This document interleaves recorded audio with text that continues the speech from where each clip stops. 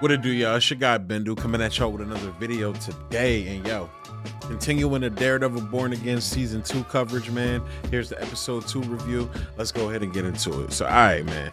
I just finished episode 2 of Daredevil Born Again, and we got some shit to talk about because I think I finally figured out what's been bothering me with the pacing of the show. And it's like, look, I'm not trying to be one of those people that's like, oh, the Netflix series did it like, because I do like what they've been doing with both seasons of Born Again so far. But I will say, the original Netflix version of the show, it used to really breathe. Like, sometimes maybe a little bit too much, yeah, but those slower moments, it really made the world feel real and lived in.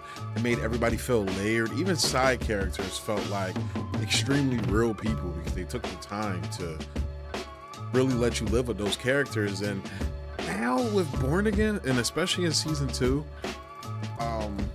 it feels like they're just rushing to get to the big moments instead of letting the story really like cook, you know, take his time to simmer, you know, let the aromas hit the nostrils a little bit, you know.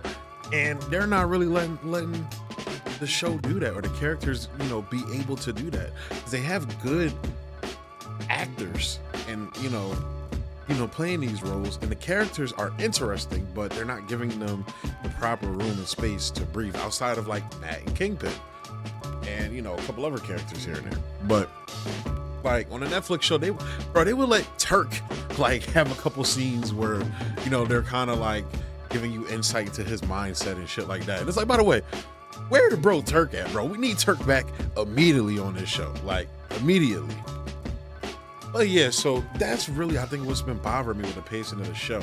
And just getting into the episode, first off, Fisk, yo, this man is playing like 3D chess or some shit, and everybody else is playing fucking basic ass checkers, because the fact that he didn't out Matt as Daredevil and instead called him a hero for saving his life. Basically, again, he's using Matt's morality against him, and we'll see that continuously being called into question by people around Matt again. Like, Matt is the type of dude that will always have the same type of temptations going along with, you know, the Catholic, his Catholic background, and, you know, hearkening to that, like the temptation of murdering his enemies, basically, because his life would be a lot easier if he would just do that. But at the same time, like, due to his morals and how he feels about that, he has a view of where he would end up if he were to start doing it. And yeah, but that move by Fisk is so calculated, bro, because now the whole city is not only looking for Daredevil, but now they're also looking for Matt for different reasons. But it's like, you basically got both sides of the argument of the pro-vigilante and anti-vigilante sides looking for Matt, where essentially the whole city is looking for him now, and that kind of puts him in a tighter corner. And that's like pressure from every angle, and that's classic Fisk manipulation, bro. Like, just I didn't even think of him doing that, because the whole time I'm like, yo, why don't he just out Matt? And he explained, if I out him, it'll make him a martyr. So ding, light bulb, boom. That's how we get that scene, and it was amazing, man. I'll also say another thing that stood out to me was going back to the restaurant scene and seeing homegirl that Matt went and talked to in the previous episode get arrested. And again, they're really hearkening on the fascistic crackdown, or crash out, if you want to call it that too, that Fisk is enacting on New York City. Like, arresting somebody off suspicion alone, like watching Cherry as well, like he's in the hospital now. You saw that he survived his heart attack, but watching him have to dip because he already knew what time it was when them cops pulled up on him. By the way, Bullseye killing those cops in Elevator. Bullseye's a nut, bro, but yeah, Cherry already knew what time it is. That's why he dipped. And those are elements of the show that are so chilling, like throughout the episode, because it hits close to home. Like I said, like it don't feel so much like fiction, and it really lets you know, like, yo, this is like, it's like a slow walk into fascism, and that's something that's really dope to see. And then you get Fisk just casually threatening people now. Like, before, he was trying to hide those tendencies from people to kind of like show, look, I'm Wilson Fisk and I have changed. And it's like, nah, that nigga didn't change. Like, he just be like, yo, fix this shit or you're dead, bro. Like, the whole conversation that he had with the deputy mayor of communications, I think his name is Michael Gandolfini or some shit like that. Like, the conversation he had where he said, basically, bro, you fucked up, somebody, you made a mistake by letting this slip through the cracks. Somebody let this video leak out, and now this Kingpin impersonator is masquerading around and shit like that. Which, by the way, we all know it's BV, but they're trying to like play it mysteriously, like, oh, it could be her, it could be somebody. Like, we all know it's fucking BV, but it's like, yo, he told homie, he said, yo, he put the case file of the chief of police that he killed last season when he crushed his head.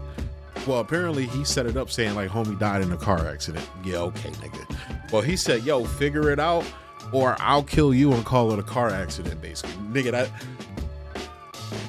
like, what did the baby say in Walker, Texas Ranger?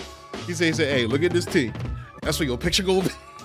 Yo, that's what he told homeboy, bro. And it's like, yo, Bull not playing, bro. He will do that shit to you, bro. We've seen him do it to the bro. He will do it to you.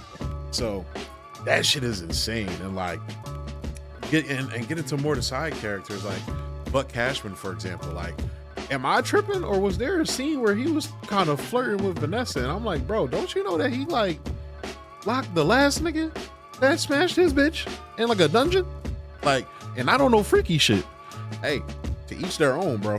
But it's like, yeah, he locked that nigga in a cage and then shot him in the face in front of his bitch while his bitch was like kind of getting horny when he did it. Like, nah, bro. I'm not fucking with that. As soon as she started making googly eyes to me, I'm like, nope, bye. I'm not even going, bro, no. Like, you getting a little too comfortable around her, bro. But yes, and it's like, I like they have some of these elements that are really good and that really work.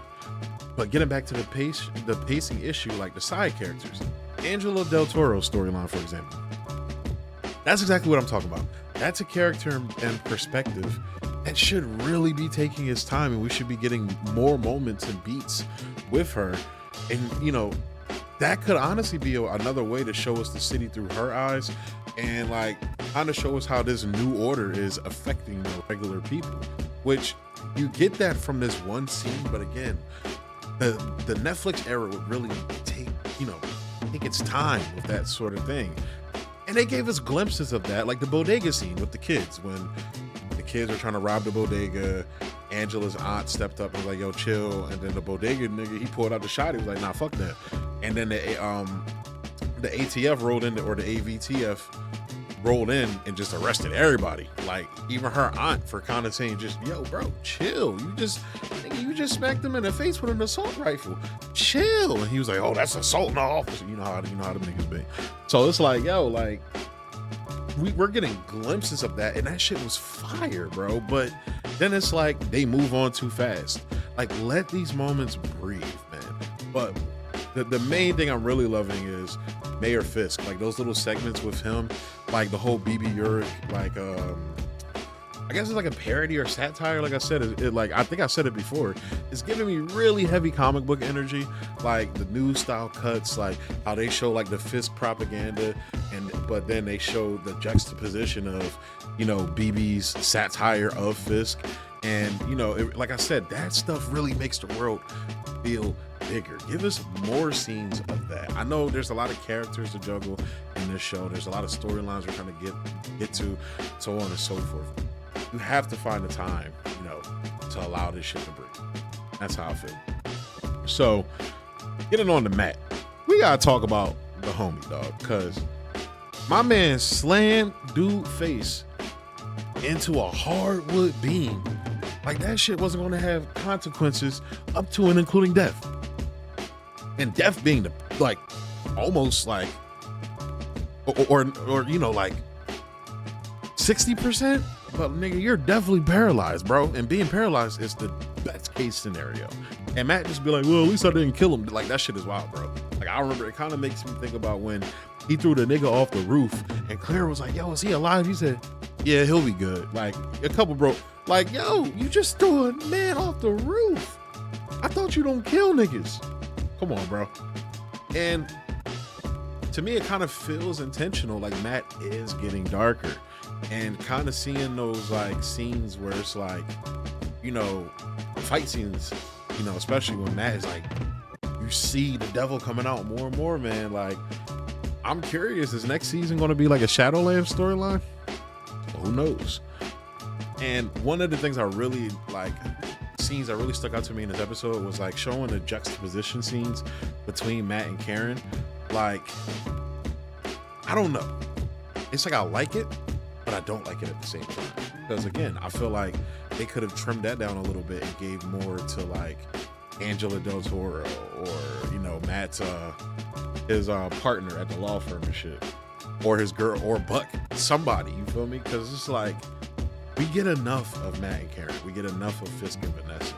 And it's like, you know, again, give us more time with side characters to really get us to care about them. Because then when shit hits the fan, shit goes down with them, it's kind of like, okay, whatever. And speaking of shit going down, why the hell is Matt and Karen hiding at Josie's, bro? That is like the most obvious location possible. And given what, you know, with the laws passing, basically Fisk doing this fascistic crash down, he could basically kick in anybody's door whenever he wants to. So my thing is, y'all been there for months and nobody thought to check there, like the bar that y'all are most associated with, where your man's got clapped outside. Like, Fisk and his niggas never thought to go look there first. I'm not buying that shit. And then the Karen moment at the end where she like does like the little whoa kung fu and knocks out the cop agent or whatever guy, the AVTF guy. I was just like, dude, come on, bro. She's been training for how many months that she can knock out full grown ass men? Come on, gang. Like if she tased them or some shit like that, I'll buy that. But she just did like some kung fu moves or whatever. I'm like, come on, gang. Come on, bro. And I get the setup, but again, like her taking down a train dude, I don't know. Can't fully buy that one. But overall, man, this episode was okay.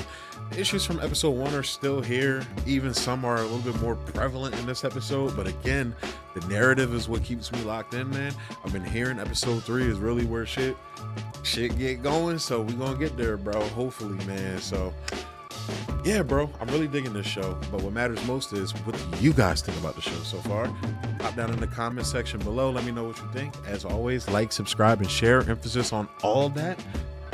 More videos coming soon. Trust and believe. Y'all gonna be having some treats on this channel soon, bro. So definitely lock in with us. Stay tapped in with us.